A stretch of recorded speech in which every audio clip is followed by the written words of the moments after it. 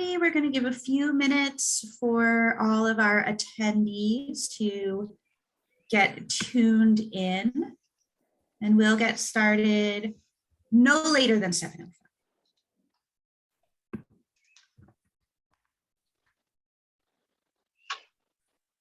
So am I seeing this correctly? Because of the nature of how we've organized this call, we can't mute our audio or video by ourselves, right? Everything is being managed.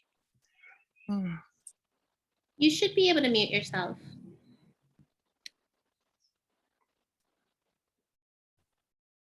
Okay, yep, I see those functions now. I don't know why I didn't see them a second ago, but thanks. You're welcome. I did not want that power or control. So Yeah, sometimes in the panels, that's why people choose to go with panels as opposed to just a typical Zoom meeting. Freedom, yay, I like that. I'm outside on a porch in Fall Creek. A bird might, fly into me or something. I need to be able to mute. Don't rub it in that you're outside. By accident, completely by accident, but here I am.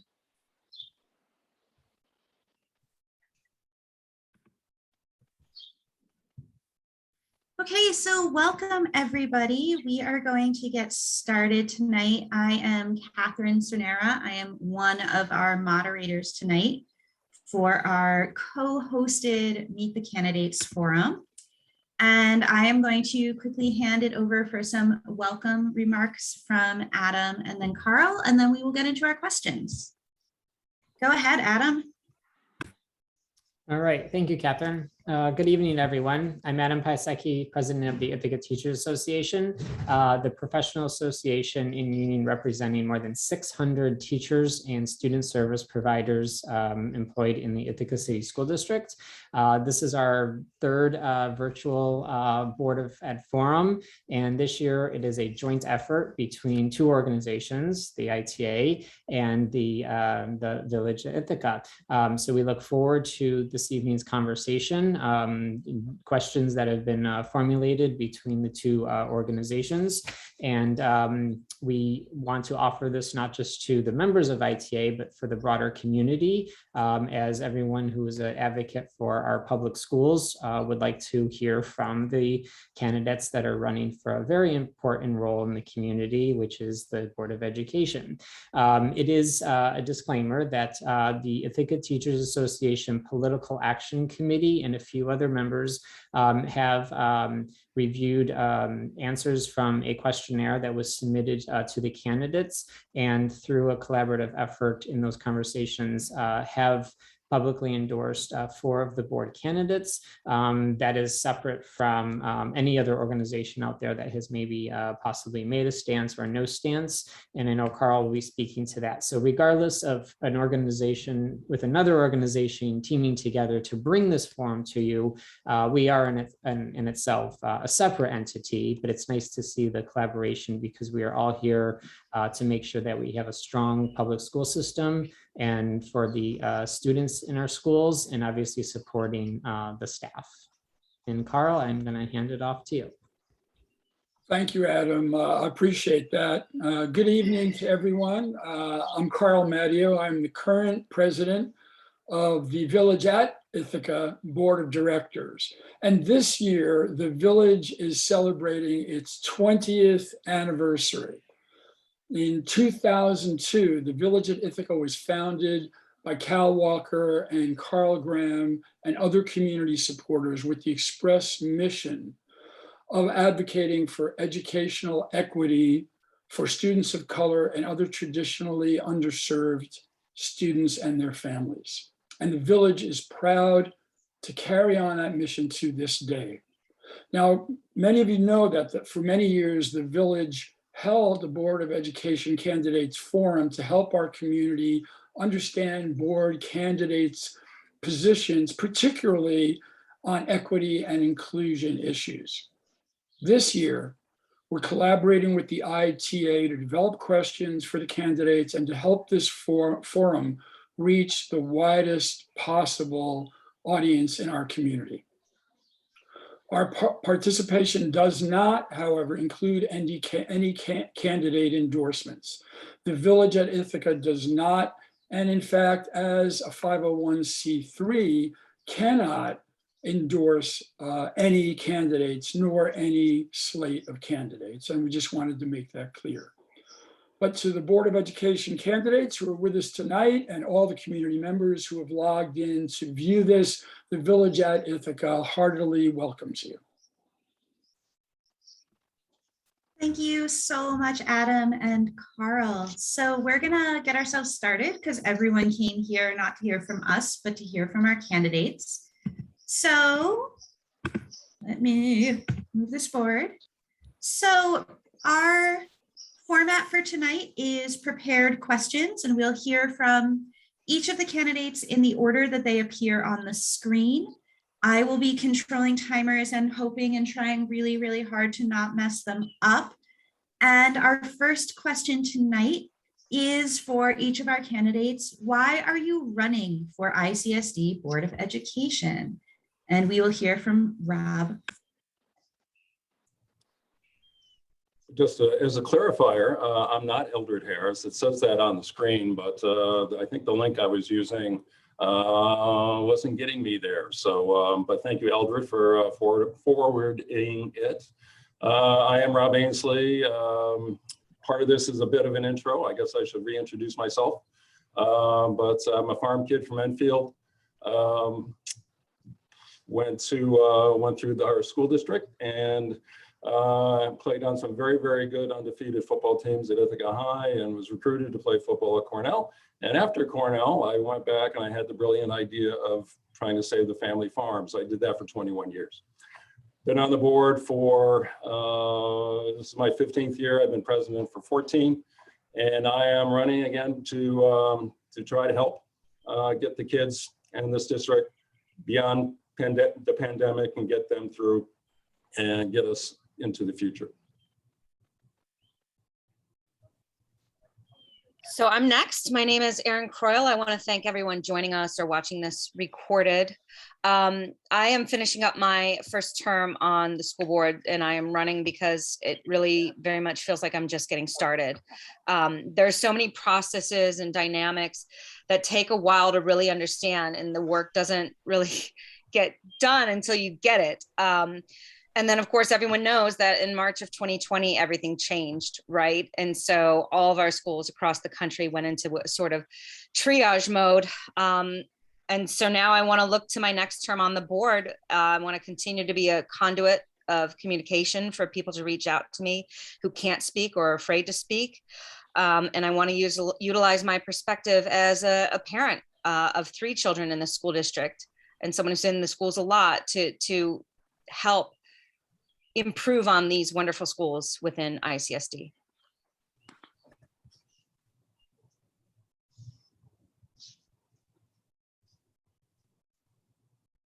All right, it looks like I'm up. Hello, good evening, everyone. Welcome and thank you to our sponsors for hosting this event. My name is Eldred Harris. I've been on the school board 12 plus years now, and I'm interested in running for some pretty specific reasons this time. We're in the middle of rolling out a fantastic opportunity for our children called Learning Forward ICSD. And for me, the most important component of that rollout is the literacy piece. And I don't know, I've visited dozens of classrooms over the last several years, watching teachers work their magic and embedding different elements of this plan, students as partners, anti-racist marginalization, and utilizing our structures of support. In addition, I'm looking forward to participating in creating a mental health support structure that works for students. Right now, we're looking at some things in schools and at some select locations outside of schools, but the reality is we want our kids to stay connected and for them to stay as close to the classroom and learning as possible. My timer stopped. I don't know why. What's going on? Eldred, your minute is up. Oh, okay. Thank you. I thought this was a 2-minute intro as well. I'm sorry. Hello, folks. Thanks for having me here. I'm Ben Mumford-Zisk, Ithaca native running for Board of Education. I want to acknowledge right now that I am actually in the throes of COVID, so I'm a little bit out of it, and I just want to put that out on the table. But yes, as an Ithaca native and also a former ICSD employee, I was a TA at BJM working in special education and also a drama instructor at DeWitt Middle School. I really had an up close and personal vision of the struggles that educators go through and also students go through. And so with that end, I'm really running to be a voice for educators and support staff and parents, and also to help us through and out of the pandemic, being flexible with whatever changes we need to make. And I also think that as a 30-something, I'm well positioned to communicate with all members of the Ithaca community, from the students in Generation Z all the way up to the folks sort of on the other end, the baby boomer generation. That's my time. Thank you.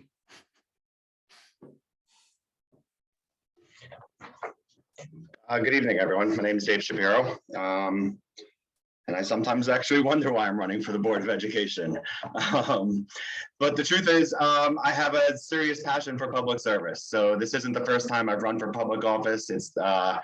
I haven't yet won. If I don't win this year, you'll probably see me again, because the truth of the matter is I just have a passion for this work. And usually when I try to step in, which is why one of the reasons why I stepped in this year was because at the time I did, many people were asking for candidates. I decided to throw my hat in because what I also believe in is democracy and the need for turnover in board positions. I just believe in that as a principle. But I guess one of the specific ways why I'm trying to run this year or run for school board in general is I think about the different ways people give back. I work with a lot of social workers and clinicians. They often give back with like free services or extra work. I see teachers doing that with extra time or their own money into schoolwork or extra time with kids with literacy issues and things like that. I'm a parent, I'm a coach. I have access to a lot of families and kids who tell me a lot of different things. I'm also a CEO, and the way I like to give back is through board work. I'm practiced in governance, financial management, and I like to use those skills in support of children and families. And thanks for the extra time.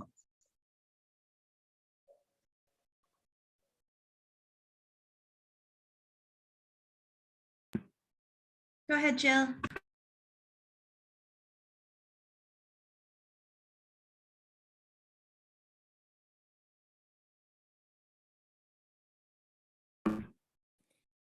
Jill, you're muted. I'm with you, right? Okay, says Adam. In short, I'm running because I think we can do better. My years of experience in our schools and my institutional memory give me a sense of what works and what doesn't.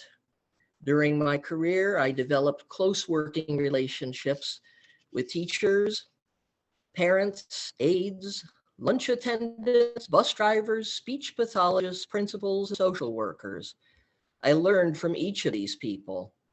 In addition, my perspective as a parent of a 2014 graduate of Ithaca High School has been remarkably eye-opening, and I believe it would be a beneficial perspective for a member of the board. That's what I have to say for now. Karen, I'm going to just let this timer run out rather than mess with it.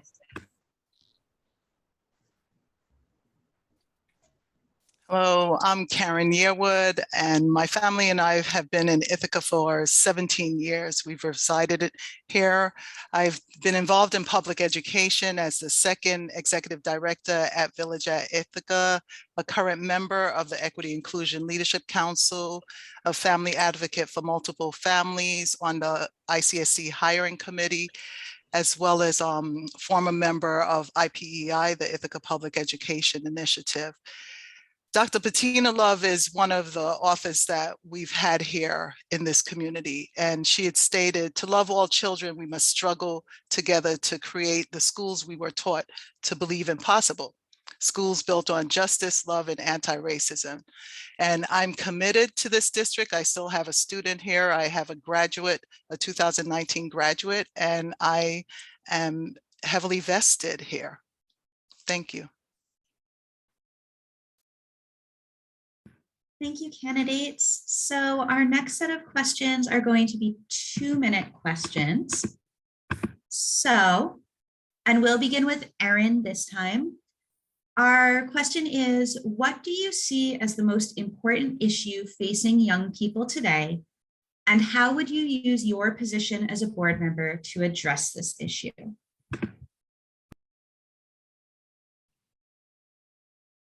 Just wait until you started the clock. I know that we try to avoid the term learning loss, but we see it. I hear it from students. I see it in my own children, and it affects every child differently. But in most of our students, there's been some sort of loss. Nationwide, 1/3 of our students in kindergarten through 2nd grade are missing reading benchmarks, and that's compared to 21% in 2019. So focusing on learning and reading is critical, especially since these discrepancies disproportionately affect our students of color, our students who are English new learners, lower income students, and students with disabilities. And that anti-racist curriculum we focus on, literacy is a huge component of giving folks the proper education and help that they need to succeed. I think we also need to have achievable, realistic goals, right? So saying that we strive for 100% of all students to be at or above the reading level for their grade level. That's not possible, right? Like some students, because of their disability, because of whatever, will never be at grade level. They will probably not graduate on time. There are supports in place. So, 100% is not achievable. I want to see that we set achievable goals. I want to make sure that we're recognizing that our teachers have the support they need in classrooms so all students can have accommodations and modifications that they need to participate in a meaningful way and truly learn everything they need to do to succeed later in life.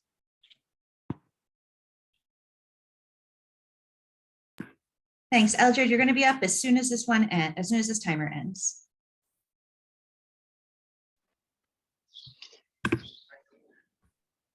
Thanks again for the opportunity to share my thoughts on this critical question. To me, there are two things that are, as I see it, are essential to our students at this moment. The first is allowing them through our curriculum to connect in relevant ways to subject matter that matters to them, to which they can relate, to draw them and connect them closer to learning. For years in this district and other districts, we didn't have such specificity when it came to what we were sharing with our students to help them learn, and we know many of them were disconnected because of it. As Aaron said, coming out of the pandemic with the learning loss, we have first graders who may never have really picked up a book before because their learning through pre-K and kindergarten was virtual. So it is essential that we get books into these kids' hands that resonate with them. The second thing I see as essential is supporting, creating new support structures, embellishing the ones we have to support our students' social, emotional, and mental well-being. As a matter of fact, I would love to get to a point where we stop using the word mental health and begin to associate it as just another form of health. We lost some true superstars in this community, which I think broke all of our hearts during these last couple of years while we were in the pandemic. And I think that reinforced our position that we just have to do better regarding developing support structures. And I will spare you all the rest of my time. How about that? Thank you.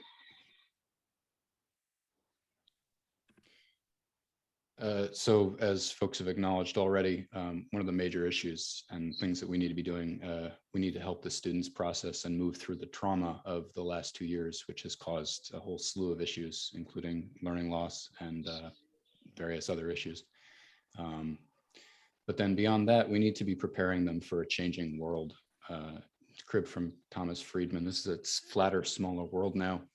And we need to prepare kids to empathize and collaborate with people who are different from them and find prosperity in a rapidly shifting economic and political landscape and work for progressive, productive change as they combat things like climate change and wealth disparity and the bizarre political oppression that's going on these days. And honestly, the best way I can think of for doing that is just to increase funding for educators, get more folks on the ground interacting with students and helping them really engage on a one-on-one or close to one-on-one ratio and really make sure all students are heard. And then also prepared, getting them as close as we can to our educational goals, accepting, those concessions that we need to make based on a kid's individual needs. But overall, just really ensuring that as close to every kid as we can get graduates from the ICSD with a good skill set and emotional and physical tool set to help them take care of themselves and take care of each other as we navigate a rapidly shifting world. It's tough to pick one biggest issue that the kids are facing. There's a lot going on, but I think that that's the biggie, is preparing them for this world that is so different from the one it was when we were all kids. I think that's going to be it for me.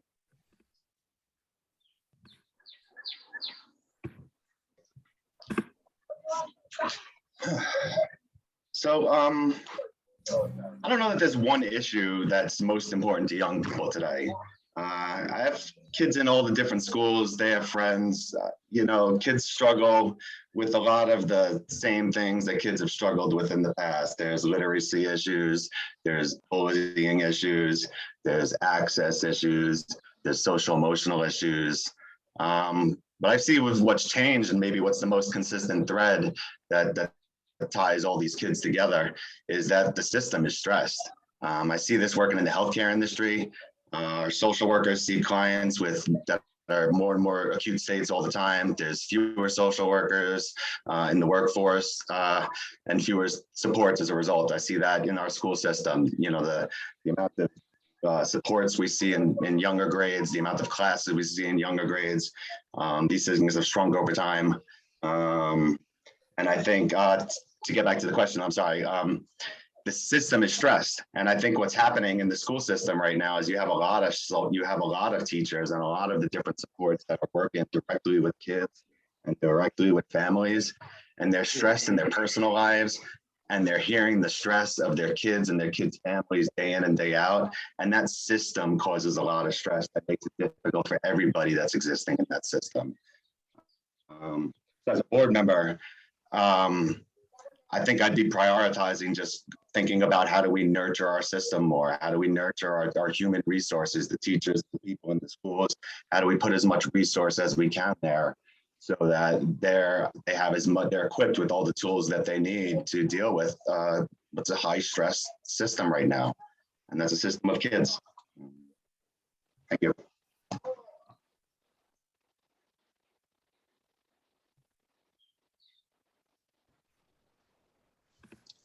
Hi, this is Jill. I think the most important issues for students today are the issues that are the most important issues for the rest of us. In choosing two, I would choose the inequity of opportunity that exists in our culture and climate change. As far as opportunity and the inequities, I've seen these issues lead to anger, hopelessness, and depression in students and in others. And as far as climate change, I'd like to see the district be a leader in our responses to climate crises.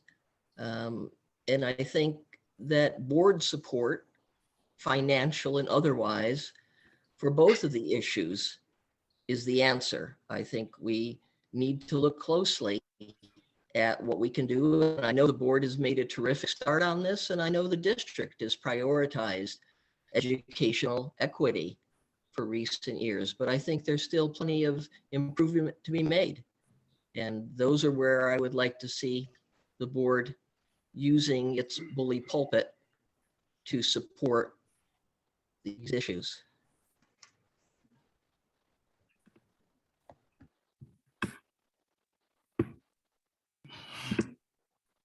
Okay, thank you. Our students need to be validated, just like we as adults, and need to be listened to. I would feel that they want to be heard and feel relevant. Our youth want to be engaged and participate in decision making, especially since they are our future. As a district, we have the 3 E's: engage, empower, educate. But we can't educate until we engage. So that is the first step. So as we're working on this, and we've done this and have been doing a good job with it, we're encouraging our students to be critical thinkers and use their young minds. And so in order to do this, we have to hear them. Even in elementary school, we know, as I recall at BJM, the Universal Human Rights Day, students are always activists and saying what they need as a student, and public education is a human right.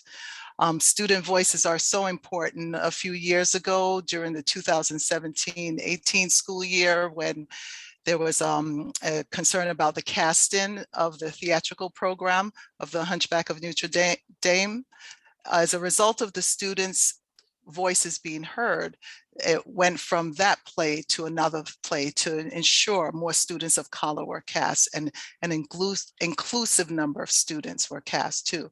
And they performed Hairspray. And even at the beginning of 2020 school year, we heard from more students saying, I want to see myself in US history, right? Because we weren't teaching that much. So there was an elective course, the African American course, which is taught at the high school. And then we have at LACS, the Global Black Studies course. So it's important to listen to our students and to be proactive to their needs.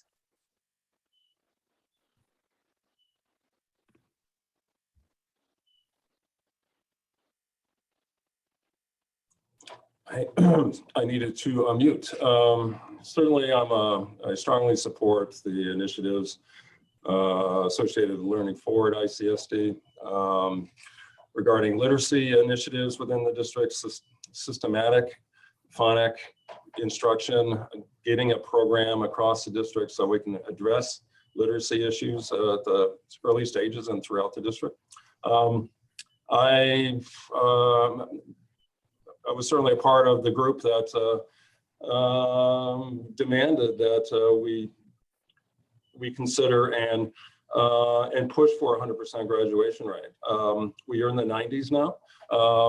If we didn't have a 100% graduation rate as our goal, we'd never be in the 90s. So we'd always never quite get there. So certainly the client experience, the student experience is foremost in my mind. Public education is under severe stress, has been mentioned. The whole system is under attack basically throughout the country and certainly in New York State. And so we have to, ensure that our system is the best it can be for every child that comes in through the door. And I was at a meeting today with some students at the high school regarding the renovations to the technology wing and creating a STEM wing, and what would that look like? And the students were brought in to be a part of that. And they had a lot of fun doing that. We have to almost teach kids how to have fun again. They've been isolated and now they're back together again. And how do we, again, let's just have some fun while we're in school.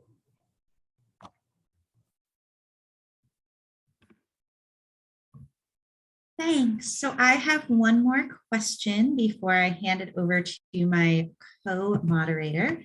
So my last question is, we know that COVID has fundamentally changed the future of education.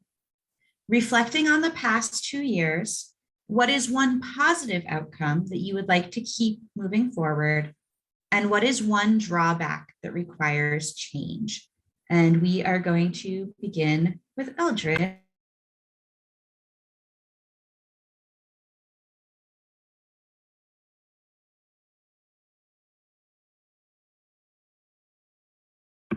Eldred, you might be muted. Ooh, yes, I was muted. I'm sorry. Thanks for resetting the time. I think one of the huge learning takeaways from the last few years is how we need to inject more project-based learning into our children's curriculum and into their K-12 experience to, again, connect them to the classroom, connect them to the teachers, and make their experience more critical and more joyous, frankly. I mentioned before that we are collecting a series of case studies where teachers who have moved forward with developing spectacular units are now sharing those, so new teachers and other teachers can make a decision whether or not that's something they can adopt or that they can reinvent themselves. So this idea of almost going back to what we do so well with our little babies in kindergarten and pre-K is getting them attached to learning through doing fun things. I think it was Jill who mentioned climate change. We should see some of the projects happening at that level. Seed growth, sequestration of what they can at that age, studying the atmosphere, right? Following the raptor cams on Cornell campus and following the development of the fledgling birds. It's just fantastic that these kids are learning without even knowing they're learning. So learning becomes joyous and not perfunctory. A drawback that we experience is obviously that all of our kids were not connected technologically. So we invested a significant amount of money turning up buses and other facilities into hotspots so we could bring education seamlessly, if you will, big giant air quotes, to all of our students. So we must continue to push and work with our assemblywoman and our local senator to expand access to all the children in our district so they can participate fully in the learning. Thank you.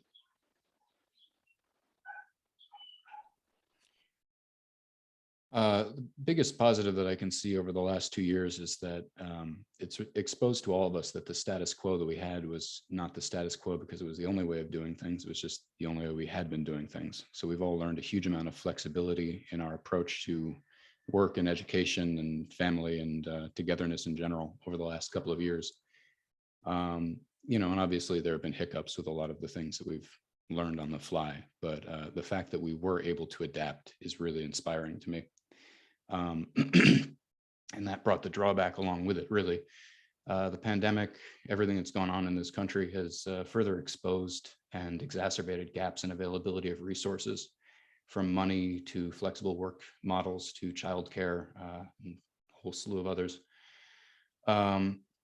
We've seen how those deficits can negatively affect people's ability to learn and care for one another. And also, perhaps most importantly, how those deficits are often centered on non-white and poor communities. So no matter what else we've learned as far as our ability to adapt to changing scenarios, which obviously, you know, is very important going forward in the next half century, the whole future. We also need to recognize that it is critical to shore up our communities and close those gaps however we can. And that's going to require us all to really take a granular look at what's going on in our community, where resources, not just money, but time and energy are being spent, and make sure that that's being done in an equitable and just fashion. That'll be me. Thanks.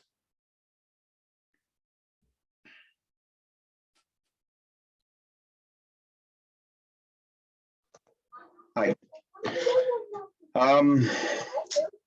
It's been hard to think of a lot of positive that's happened out of all of this for the educational system. I mean, certainly people I work with experience a lot more flexibility in their jobs, but those same things aren't extended to teachers. My kids had a miserable, you know, distance learning experience and not having like pre-K locally for my son. He's, you know, my youngest is a little behind, so none of this has been good for us. But I think perhaps if I want to find a positive, it's that usually there aren't 7 people running. So we're all engaged. I think everyone that's on the table, on the panel right now cares about kids and cares about the system. So it's brought out some like energy to like get involved and help make sure our kids have the right track forward. And I think, you know, so what's one of the drawbacks that requires change is I think one of the responses that's needed that we haven't planned for is people responses. There's resignations across the country, so the school is facing it just like everybody else. But there haven't been positions filled, and whether or not they're on the budget, they haven't been filled. So there's a lot of schools that don't have the supports they need to just deal with a lot of kids that, you know, as we're all talking about, have just had different impacts that are further compounded by COVID. So thank you.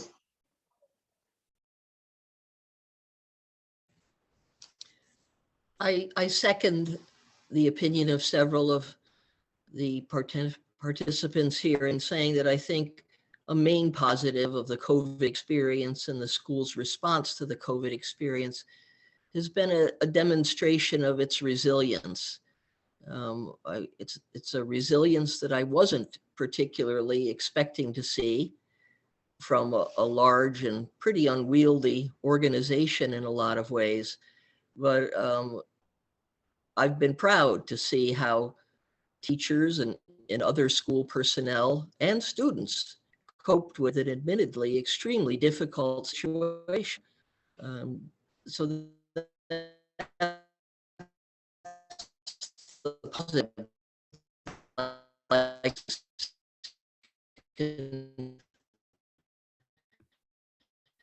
Jill, your audio is breaking up a little. As far as change, I would like to see. Are we back? I think so.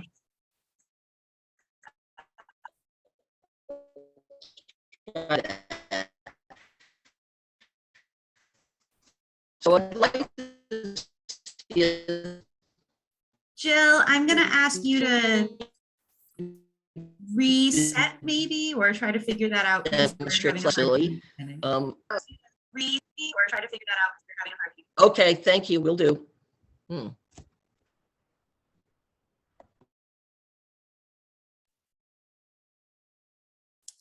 Yes. Well, first of all, I have to commend that our current board was still intact during the 2 years, as well as the challenges staff had, students, families, and all, because we endured this together. But a positive, I would say, is our child nutrition program. We were able to provide free breakfast and lunch to all children, regardless of eligibility status. And as a caretaker parent, that was a definite plus for me. I didn't have to always look at lunch or providing funding for it. And also I thank the school district for that, because I know that was in the workings from years ago. It's been good to see students come out in person, and I know my child has definitely benefited from returning in person. Drawback, I would say, there's some students that there's been, as Erin had called it, learning loss before, or I would term it like hidden figures, that we lost a few students, and we need to identify those students to see how we could engage them and engage their families too. There was staff shortage, yes, but that's across the nation. We had staff shortage as a result of retirements or COVID related issues and concerns, and scheduling for secondary students. I would have hoped that we would have done something different with our scheduling, and especially the number of periods that secondary students have crunched into the day, and limited the transition time from class to class. But I know that that takes a lot to work at. So we could only hope that we can continue to look at these concerns, look at these issues, look at these deficits that happened during this time, and address them in the future. One positive that we certainly observed and really was very pleasant surprise, really, was the creation of outdoor classrooms at all the elementary schools. And that really is just getting the kids outside. Obviously, all the benefits because of the pandemic to have kids outside and be outside, but also be able to go to school every day was critical. And that, frankly, is being pushed upward into we're looking at creating outdoor classrooms at the high school and in some of the locations, just to take advantage of that. And doing it elementary school, let's push it up to middle school and high school. And just taking another a different way to change that classic classroom that doesn't work for everyone. One of the drawbacks requires change. Well, what we're doing right now is a Zoom meeting. That's going to have to go away. You can't be a board member and really be remote and be, distant. And frankly, all the kids have to be in person, and the staff is in person, and our meetings, the law has already changed, but we will be in person. And when in doubt, it's best to be together. That's how a great board works best and works well, is when we can be together and have that interaction. Very difficult to do that when your audio breaks up and you can't do a side conversation or have that after meeting, just a little talk and see administrators and staff come in and see them. So we need to be present, and that's I really am tired of Zoom meetings, but I have to do that for other things like this real job that I'm sitting in. But it's always good to see people. Oh, the irony of me coming after you, Rob. You and I always seem to have a bit of a disagreement on things. I find that my one positive outcome of this COVID is the improvement in accessibility. And I have these conversations in the disability world all the time, where accommodations that we have been begging for and asking for have finally happened. Virtual CSE meetings are a game changer for so many families who can't afford to take time off work, who can't make it, who can't get there. They can do it anytime from their home or from their job if they take a break while they're at work. Hybrid school board meetings have allowed for greater community participation.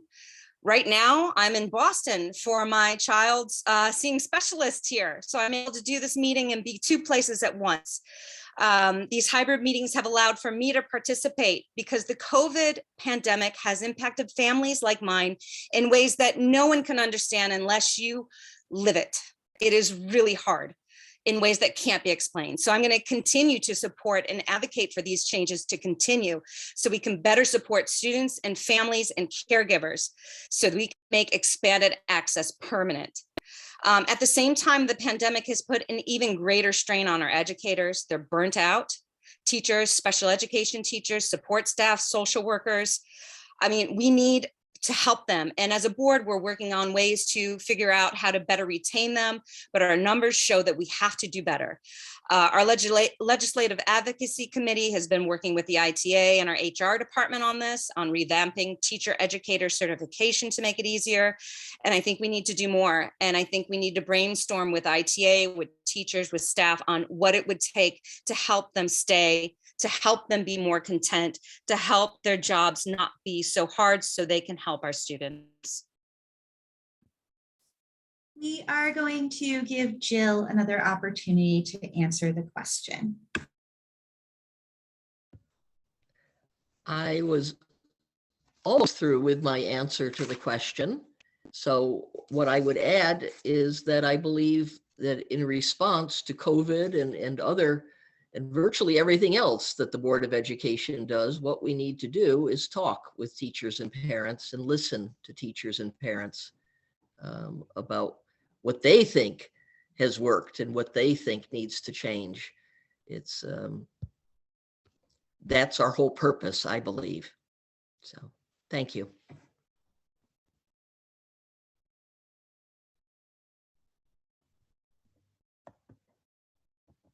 So I am going to hand our program off to my co-moderator, Meryl. So this is the last you'll hear from me, but I'll still control the timers to the best of my ability. Hello, everyone. Thank you so much for coming. My name is Meryl Phipps. I'm the Executive Director at Village at Ithaca. We are halfway through the evening. Everybody is doing great. I want to especially thank our co-hosts, ITA, and our candidates who are doing a remarkable job being economical with your answers. So we'll go straight to our next two questions.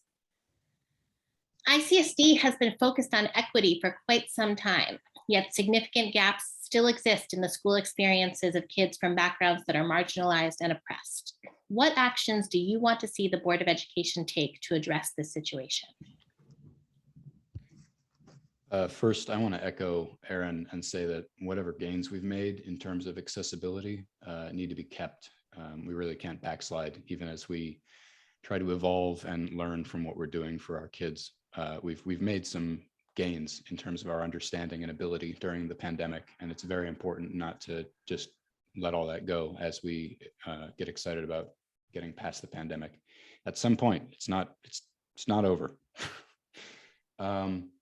Beyond that, I think it's really important to increase funding for educators and support staff, fill the position gaps that we have, and hire, train, and retain qualified educational professionals. We need to expand the mental health program across all schools. I'm fond of talking about a 1 to 250 ratio of counselors to students across all the schools. That's to ensure that all students have a safe place to express whatever it is they're going through. We need to increase the number of people working directly with students and get that closer to a one-on-one ratio in order to meet the kids where they are and spend enough time with each of them to get them what they need. And some of that is making sure that they're comfortable enough in their setting and with their educators to really express what they need. And we also need to ensure that every child feels safe in general in school. And that's a big part of that is through the continued implementation of anti-racist policies. We need to be figuring out what exactly that means and how that's going to evolve going forward and how we can practically turn that into a series of both classroom and out of classroom lessons for all the students. And I also, every time I think of anti-racism, I think of anti-bullying initiatives as well as a separate but very closely tied issue.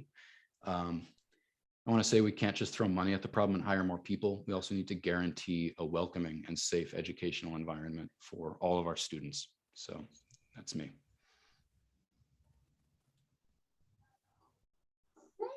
I almost want to ask a question in response to the question, because starting out where we're saying ICSD has been focused on equity, when we just heard the board chair of 14 years suggest we're not going to do what we've proven to offer greater access to people with different abilities, to people of different living and social environments, people with single parent households. There's so much greater access afforded to these types of meetings, and when you can offer those types of meetings, you're increasing equity. Or you're at least you're opening the door to it. I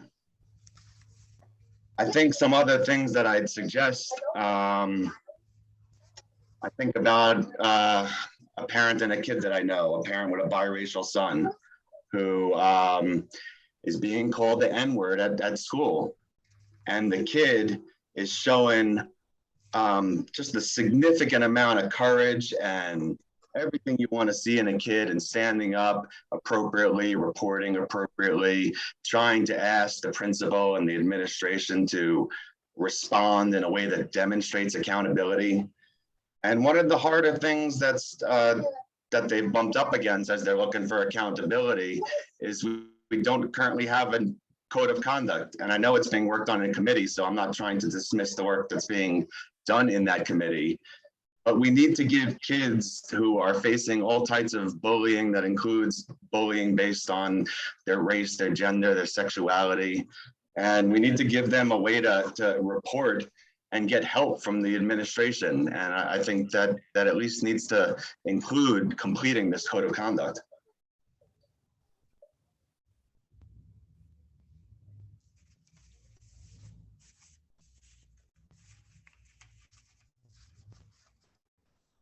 Thank you, David. This is Jill. I'm going to leave my video off because I think that allows you to hear me better. Is that correct? That's right, Jill. Okay, excellent. Thank you. Well, of course, there are still gaps, and there's still great educational inequity because there is elsewhere in the world and elsewhere in our culture. Our children come into school with huge disparities in their skills and their resources. The schools can and do address these disparities, but the schools can alone alleviate the disparities that result from vast economic and social inequity in our culture.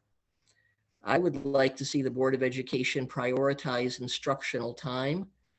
Research has shown repeatedly that time on task is the single best indicator of academic progress. To this end, money spent on salaries to attract and retain instructional staff should be a priority, always, for our board. I would also emphasize the importance of preschool education. To this end, the board should be expanding our own preschool program and partnering with community agencies to prepare children for school. And our district needs to encourage seeing students as individuals. There are vocational, artistic, and athletic skills that are worthy and contribute to students' sense of competence and belonging. Listening to students and parents should be our guide. Thank you.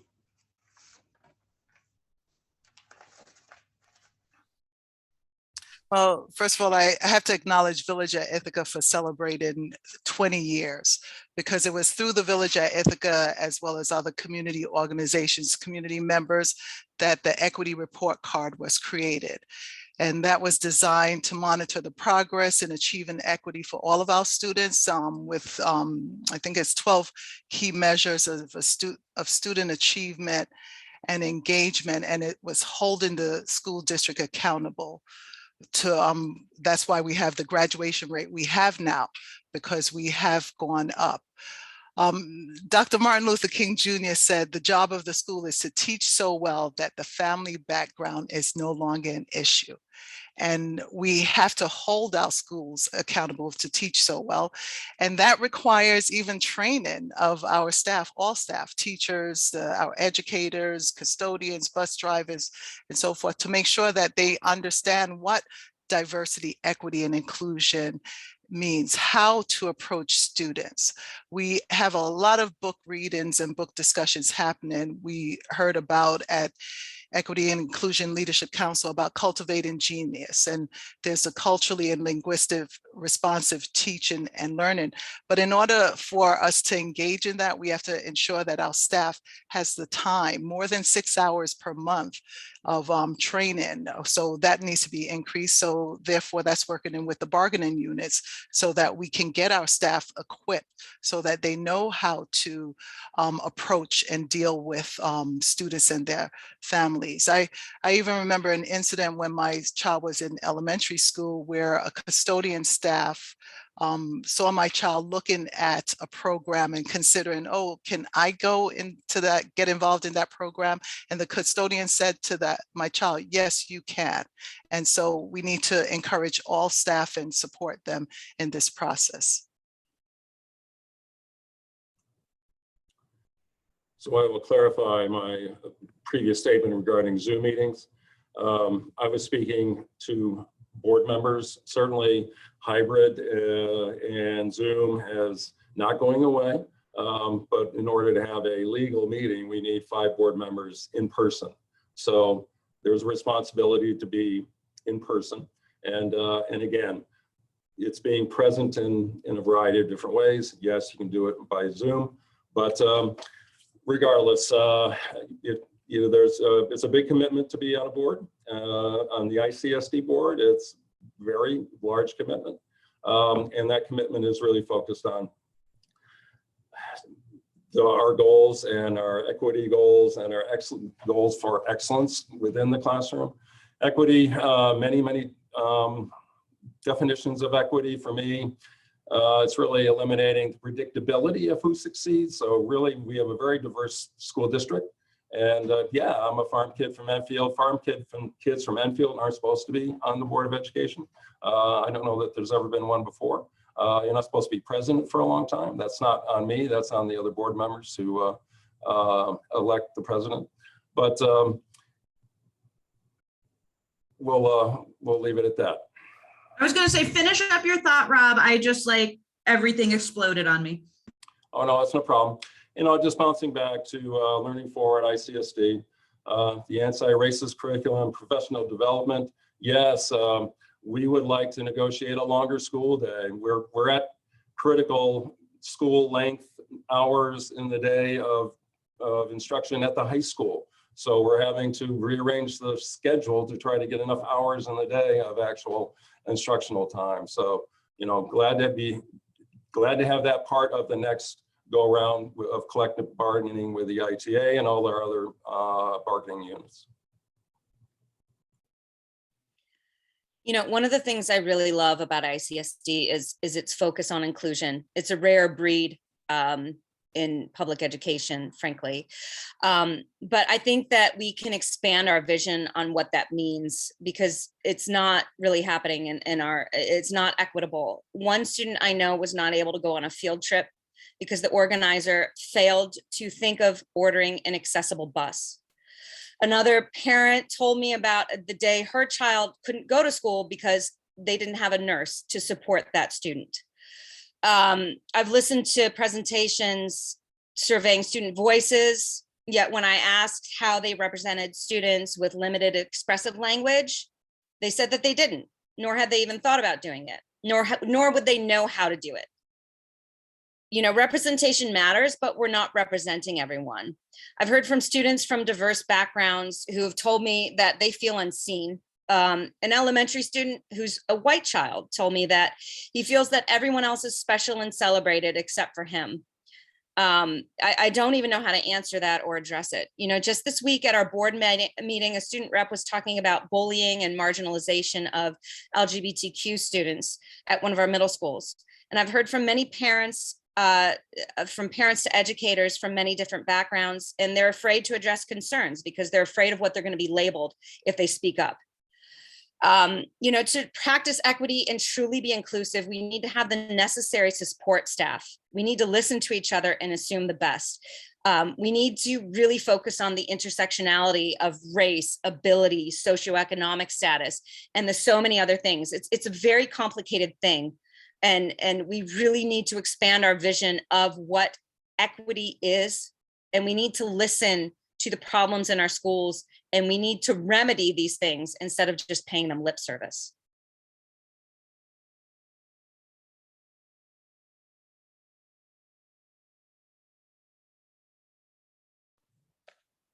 All right, I think I did it this time. All right, it's always difficult when you're last to parse through your colleagues' previous statements and find something new and exciting, but here's my shot.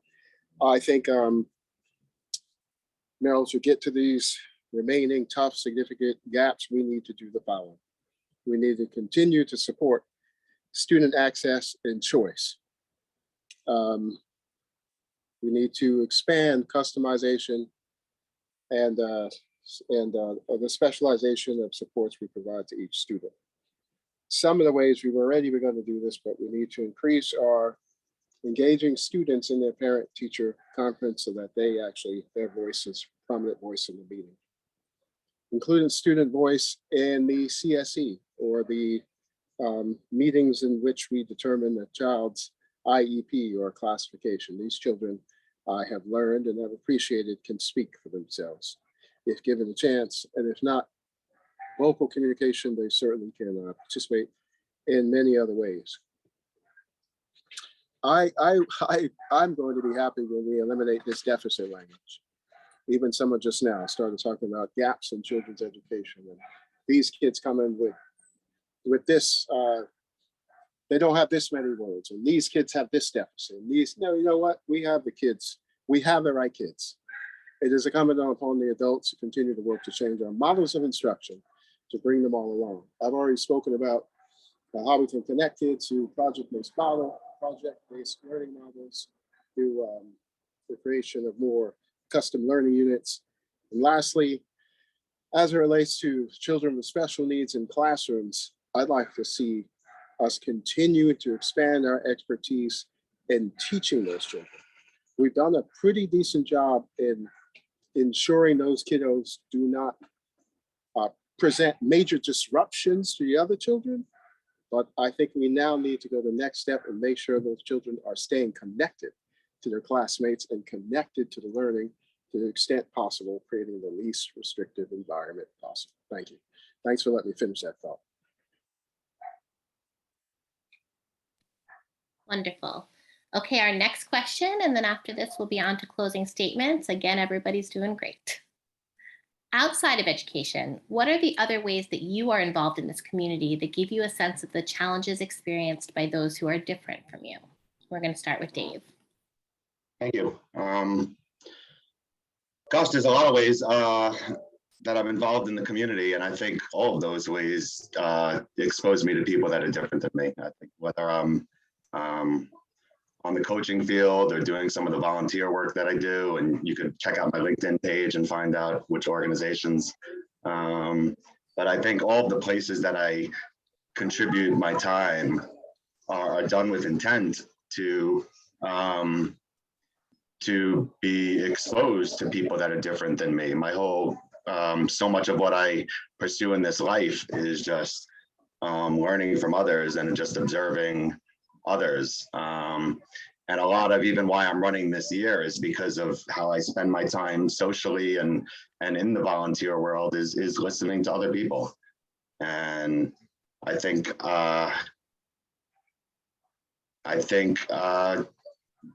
the more listening I've been able to do, the more I've been able to synthesize a lot of that, and the more I've been able to feel like I have a better understanding of the different experiences people have. And I think what's important is not just how you're involving yourself, but having the intent in your life that's important. That learning about other people and learning about other experiences and sharing your experiences, those things are important, and that's what makes our life full. Thank you.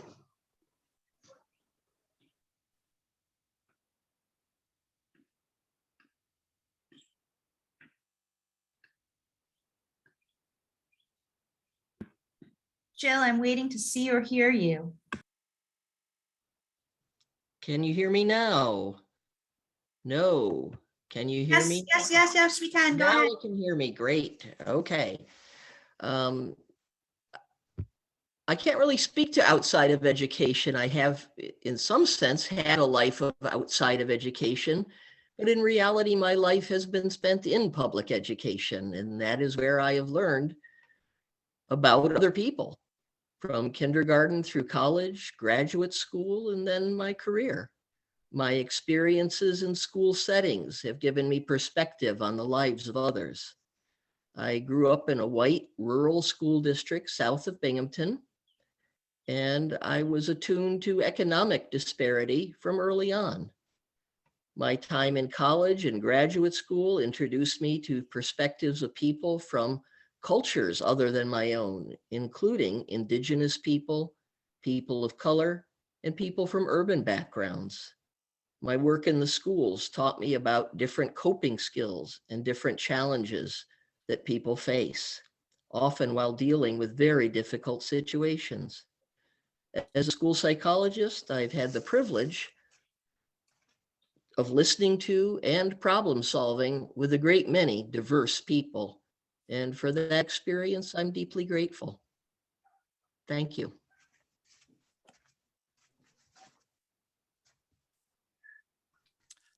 Recently, I've been involved in the Reimagining Public Safety Working Group where, and you may see my name in the paper somehow too, where we accepted a challenge and provided a set of recommendations to the city of Ithaca.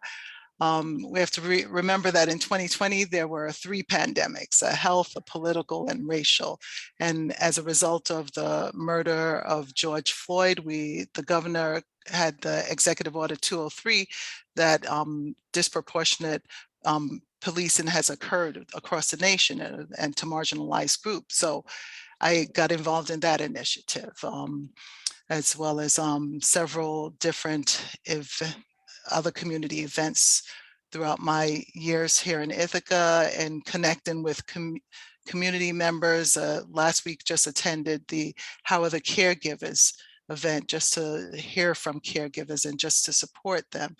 And on a light side, I've participated in different running events here when I ran more, as well as recently I was a member and current member of the Ithaca Dragon Boat, where that's a variety of people in dragon boating on Cayuga Lake. So it's always hearing from people, seeing their different perspective, and having lunch, coffee, tea with people, and just in communication and conversation about different topics within this community, and what do we need to do as community members to get more involved and engage as we seek a better community.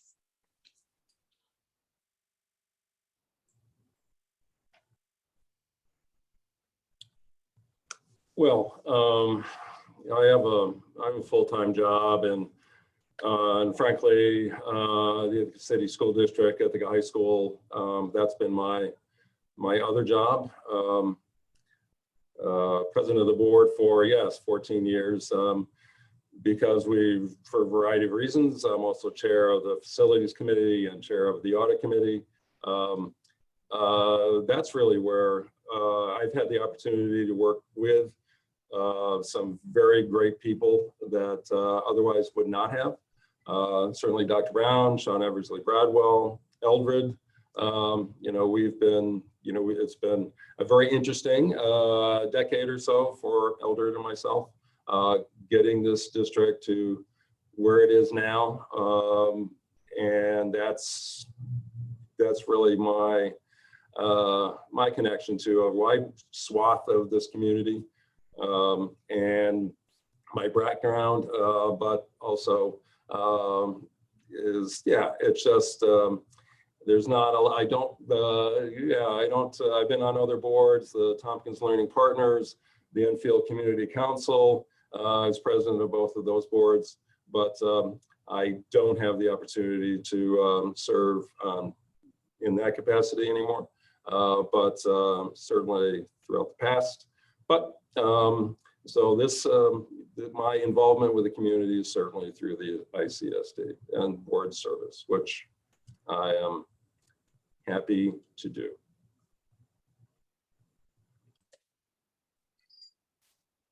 Karen, I think I saw you at the starting line of the Ithaca Gorgeous Half Marathon pre-pandemic. So that's kind of cool. And I should say, like in my previous life, pre-kids, which feels like a lifetime ago, I worked overseas. I was a journalist. I was in the Middle East. I was in Malaysia. And it gave me a really unique perspective on how different we are, but how people are also very much the same. Here in Ithaca, like I coach 2 baseball teams. Coaching baseball brings me a lot of joy, and it gives me a chance to get to know these kids, and you get to see how different they are, different backgrounds, different needs, different skill sets, and trying to figure out how to connect with each of them. It's very different depending on the child. Through my children, I get to meet other children of all sorts of backgrounds, and I know I say this a lot, but it's so impactful having a child with multiple disabilities. It allows me to talk to doctors a lot, like when I'm not working, I'm usually seeing some sort of specialist. And, a lot of times we shoot the breeze about what's infecting our kids and parents who can't get to places and how hard things are. The other things I see in our community is that children with disabilities are not included. Ithaca thinks of itself as an inclusive town, but, a lot of fellow families I know, they get turned away from summer camps. Sports programs don't offer supports. PTAs refuse or fail to support kids with different needs. For people with disabilities, it's really hard to participate in this community, and the advocacy it requires on the part of the caregivers is ridiculous, and it's heartbreaking. And then finally, I really want to fit in the socioeconomic problems. Even with Ithaca Youth Bureau, which is relatively affordable, $60 to plan a baseball team, plus a baseball glove, plus transportation to get places. I think that a lot of times, everyone running for the school board has a certain level of privilege, and we need to remember that not everybody has the resources to do what they want to do. And my time's up.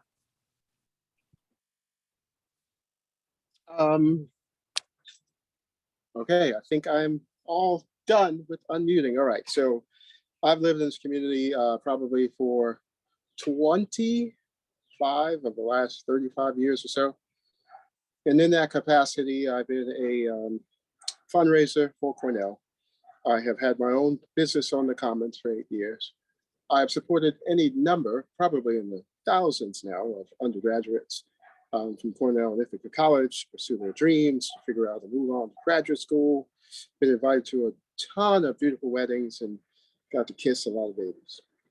On the other end of the spectrum, again, I think my board colleagues can tell you, of all of us, I probably spend the most time in classrooms observing teachers and watching the magic they create with our kindergarten kids who, believe it or not, even at that age, are expressing their desires, right?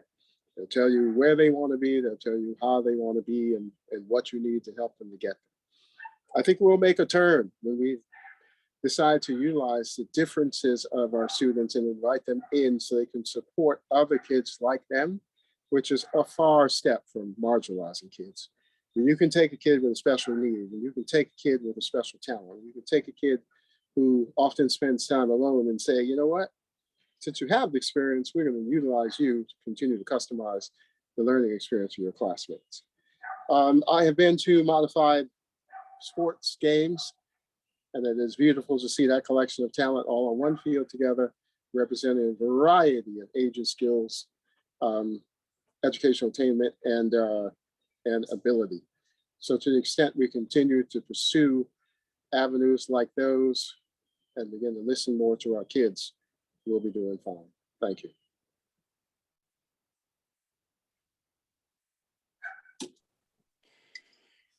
So I grew up in Ithaca and lived in Ithaca until I was about 30, but I spent the last 5 years living in Texas and Southern California.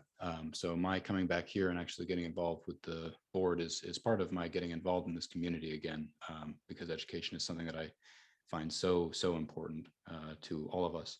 But in California, I was fairly involved with Surge, showing up for racial justice, and also the OWMCL, which was organizing white men for collective liberation, which is a mouthful, but a great organization. I took part in a lot of protest action through them. And then my partner and I were heavily involved in mobility justice initiatives, focusing specifically on the bicycle community. There's a misconception that cycling is a predominantly white, affluent leisure activity. But the truth, especially in urban areas, is that something like 95% of cyclists are what are called invisible cyclists, predominantly people of color or folks without a lot of money. And they're never going to belong to a cycling club or go on a sport ride, but they ride every day for commuting out of necessity, and often in areas that don't have good bike infrastructure, which amounts to safe bike infrastructure. So you end up with a huge amount of risk put once again on a community that is less prepared to deal with the risk or more vulnerable for other reasons.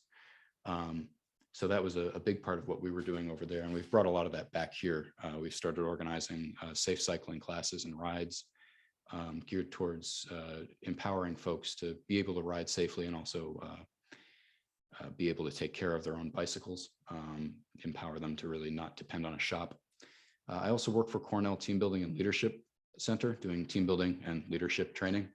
And lately, I think probably because of the pandemic, we've been getting a huge number of middle school aged kids coming in, which has been really wonderful because it's a great opportunity to engage with kids in a setting where they feel more comfortable being really open about their lives and really expressing the issues that they face and what they're worried about as young people. So that's been a real rich reward there.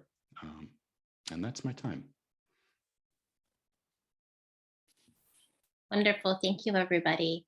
We are not going to have a public Q&A. So instead, as a part of your closing remarks, if you could please share whether you're open to members of the community contacting you individually with further questions, and if so, how they should do that. So we are going to do our 2-minute closing remarks, and then we will finish up. Rob, you are up first.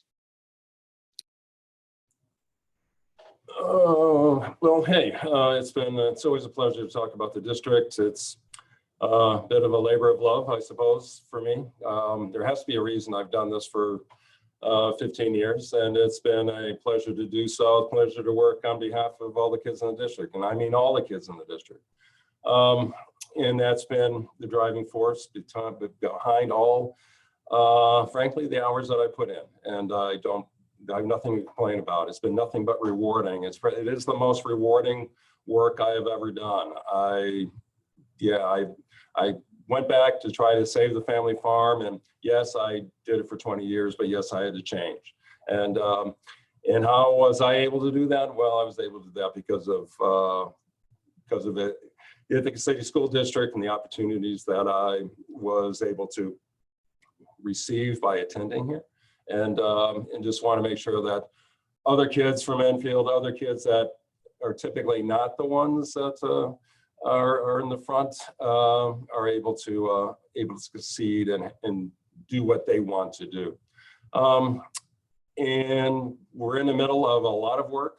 There's a ton of work to be done. We've talked a lot about it tonight. We're right in the middle of a $120 million capital project.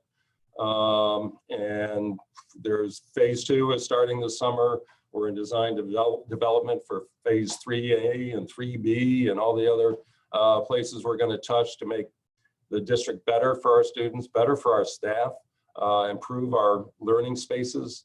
And it's great work. It's great to be involved with that. It's great to have an impact on the kids when they walk into a new space that they didn't know that they would, they hadn't seen what was going on. Certainly feel free to contact me. Go right on the website, my email there, the ICSD email is there. Call me at home, and glad to talk as always.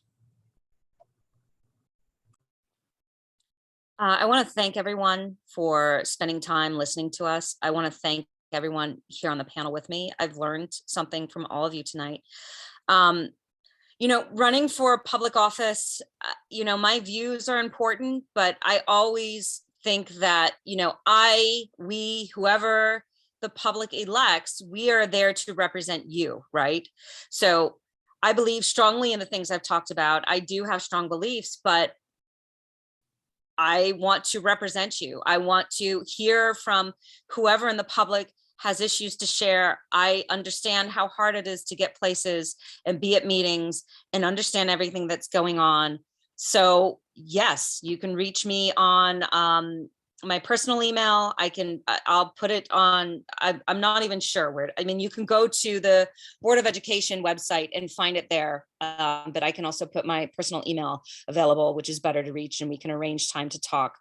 But ICSD is such a great district. I am so thrilled to be a part of it, to see my kids go through it, to be here as opposed to where we had lived before. It's a really great place. And I really just want to help see it improve in the ways that we can improve it.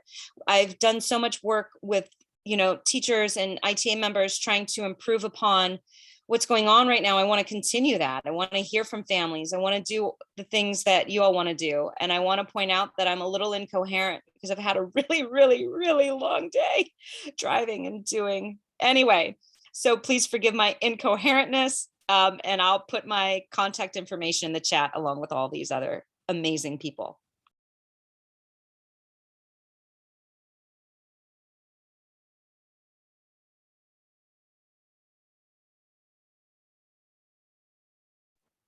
All righty. Thank you all again for participating. Those of you I can see and those I cannot. I have had the most profound life-altering experience serving the school district that I think I've ever had. And it has been, frankly, the most complicated thing I've ever done, given my experiences in law and politics and being a serial entrepreneur, working for a significantly large corporation. None of that compares to balancing all of the interests from such a wide array of classes and races and ethnicities and languages and folks with multiple generations of success from public education and other folks who have not had that experience. I'll tell you what I'm most proud of all of that is hopefully creating a space where our board is unafraid to say the following words. Our primary constituents are the young people who, when they begin, don't come up to the height of your kitchen table, who by the time we're done are looking down on us. Make no mistake, not teachers, not contractors, not bus drivers, not aides. Our primary constituency are the young people of this district. And we have done a pretty incredible job of creating spaces for them to begin to experience joy. I said in a meeting earlier today, and I honestly feel this way, we are on the cusp of joy, not just continuing to fix potholes, but we are almost at a point now where we can begin, as I said earlier, to customize and prioritize individual children's perspectives and let them shine without our egos, without our own traumas, without our own insecurities blocking their path. Thank you to all the candidates. Good luck on Tuesday, and I look forward to working with you regardless of what the outcome is. I want to thank everybody for the opportunity. It's been wonderful to speak to you. And I want to speak with you as well. Please do reach out. I've posted my email in the chat. Get at me, because what I want to do with this position is be a conduit between the community and the ICSD. So yeah, communication, open, honest communication and accountability is, excuse me, pardon me, critical for us all as a community. And I'm here because this is an incredible community that gets so much right and still has so much work to do and so much farther to go in order to become who we say we are nationally. And we can get there, but it's going to take real communication and real accountability in our community, and really listening to the folks who have not been listened to before, in order to make sure that everyone's needs are met fully. I really want to push for productive, progressive change to really help our young people thrive. I think that was great what Eldred said about how our #1 constituents are the students. That's it. I mean, I'm here because I want to help our young people thrive. And that's the #1. This is an educational endeavor. And so I want to help make sure that the kids get what they need and we can all thrive together. So thank you very much. Well, thank you, everybody. I started off tonight talking about how this isn't the first time I ran. And it's true, I ran for office a few times. I have a passion for this work, and I'm going to keep trying to invest my time and my efforts into all the ways that I think I can contribute in our community. And so whether it's here or somewhere else, I'll feel fulfilled in that. And I'm grateful that there's such a big group of candidates here today. But I think what's also true for me is that this is the first time I'm running as the candidate that I am today. And when I ran for several things a few different years ago, I was so excited and inspired to talk about the skills that I had, the experience that I had, and why I was the right person for the job. And there's no doubt all the times that I said I in that sentence contributed to me not getting a lot of votes. This time around, that he wasn't even thinking about running. I've had a lot of people ask, and they ask because I'm friends with teachers. They ask because I'm friends with parents in lots of different grades. They ask because I coach kids and have for years, and hundreds of kids throughout this district. And they keep sharing their concerns with me. So I felt like this year I needed to try again, but this year not trying to say why I'm running, because it isn't about me. It's about the things that have been shared with me, the things that I hear expressed, and it's about supporting other people's needs and concerns. And to copy Ben's word, I was hoping to do the same, but I want to be a conduit for people's voices and concerns that don't feel like they have the space to be heard. And if I can accomplish that, I'll feel really good about that. So thank you for considering me. DaveShap24@gmail. You can find me on Facebook and LinkedIn. Thank you.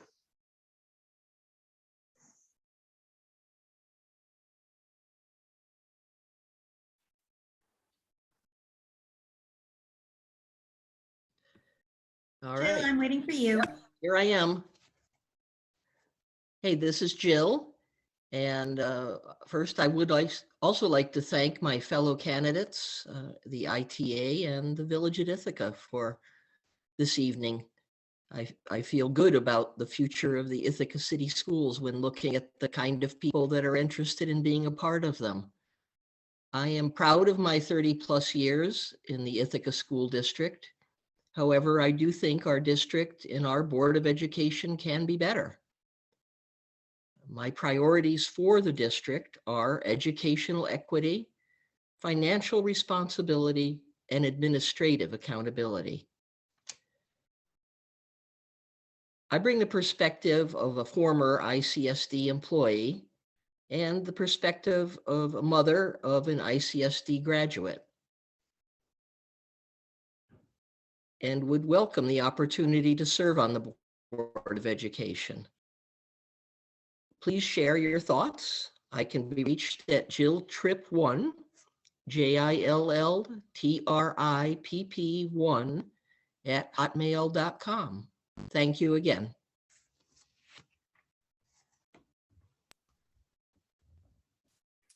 I have 2 biological children, but yet I say all the children my children are connected with and their friends are connected with are my children.